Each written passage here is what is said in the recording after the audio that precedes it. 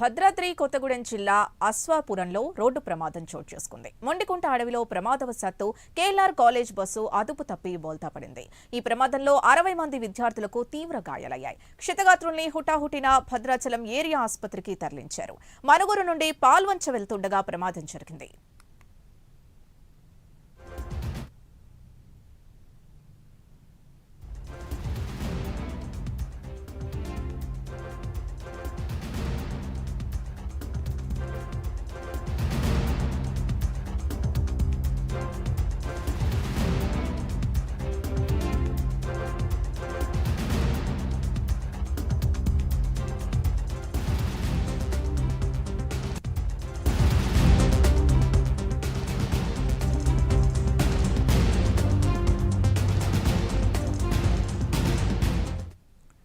భద్రాద్రి కొత్తగూడెం జిల్లా అశ్వాపురంలో రోడ్డు ప్రమాదం చోటు చేసుకుంది.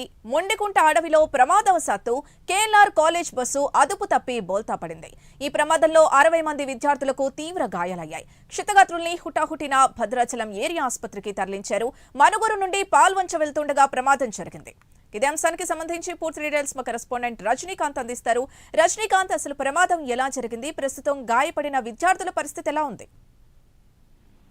సింధు, పాల్వంచ కేఎల్ఆర్ కళాశాలకు సంబంధించిన విద్యార్థులను రోజు కళాశాలకు తీసుకొచ్చే క్రమంలో మనుగురు అశ్వాపురం మొండికుంట గ్రామాలకు సంబంధించిన మండల కేంద్రాలకు సంబంధించిన విద్యార్థులను సుమారు 50 నుంచి 60 మందిని పాల్వంచ కేఎల్ఆర్ కళాశాలకు తీసుకొస్తూ ఉంటారు. ఈ క్రమంలో రోజు వెళ్లే ఆ రూట్ లో వెళ్లే బస్సు డ్రైవరు వేరే రూట్ పోవడం, ఈ రోజు కొత్త డ్రైవరు ఆ రూట్ రావడంతో కొంత కన్ఫ్యూజ్ అయ్యి అక్కడ మొండికుంట ప్రాంతానికి వచ్చేసరికి అక్కడ మాత్రం ఒక్కసారిగా ప్రమాదవశాత్తు బస్సు బోల్తా పడింది. ఆ బస్సులో ఉన్న విద్యార్థులు సుమారు 30 నుంచి 40 మంది పైగా ఉన్నట్టు కూడా తెలుస్తుంది. వీరందరూ కూడా చాలా మంది 32 మందికి కూడా పూర్తిగా తీవ్ర గాయాలైన పరిస్థితి ఉంది. వీరందరినీ కూడా భద్రాచలం ఏరియా ఆసుపత్రి తరలించారు. భద్రాచలం ఏరియా ఆసుపత్రి ఆర్ఎంఓ మాట్లాడుతూ కూడా కొద్దిసేపటి క్రితం దాదాపు సుమారు 32 మంది విద్యార్థులు మాత్రం తమ భద్రాచలం ఏరియా ఆసుపత్రికి వచ్చారు. వాళ్ళల్లో మాత్రం సుమారు 8 మంది నుంచి 15 మంది వరకు కూడా తీవ్ర గాయాలయ్యా. ఒక 2 విద్యార్థులకు మాత్రం సీరియస్ గా ఉండటంతో మాత్రం భద్రాచలం ప్రైవేట్ ఆసుపత్రికి రిఫర్ చేసినట్టు కూడా చెప్తున్నాం. మరొక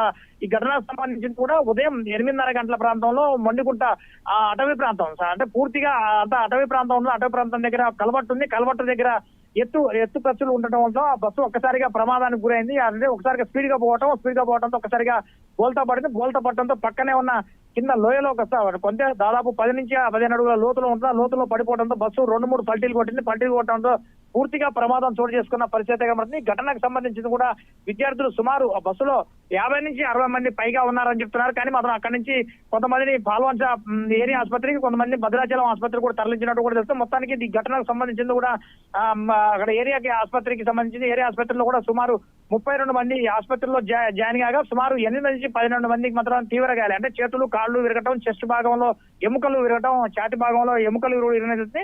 ఒక 2 విద్యార్థుల పరిస్థితి మాత్రానికి పూర్తిగా అంటే అపస్మారక స్థితిలోకి వెళ్ళిపోవడం, వాళ్ళంతా సిటీ స్కాన్, సిటీ బ్రెయిన్ తీస్తే గానీ వాళ్ళ పరిస్థితి ఏమైంది అనే విషయాన్ని మాత్రానికి 1 గంట 2 గంటలు గడిస్తామని చెప్పనట్టు కూడా చెప్తున్నాం. మరోపక్క బస్సు పడిన సందర్భంలో మాత్రం ఒక విద్యార్థిని బస్సు కింద పడిపోయినట్టు కూడా ఉంది.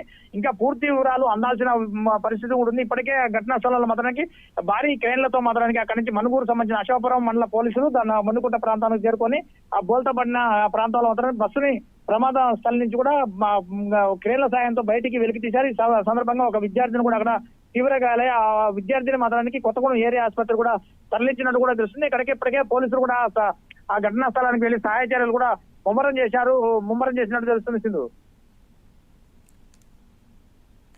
Right, thank you Rajinikanth.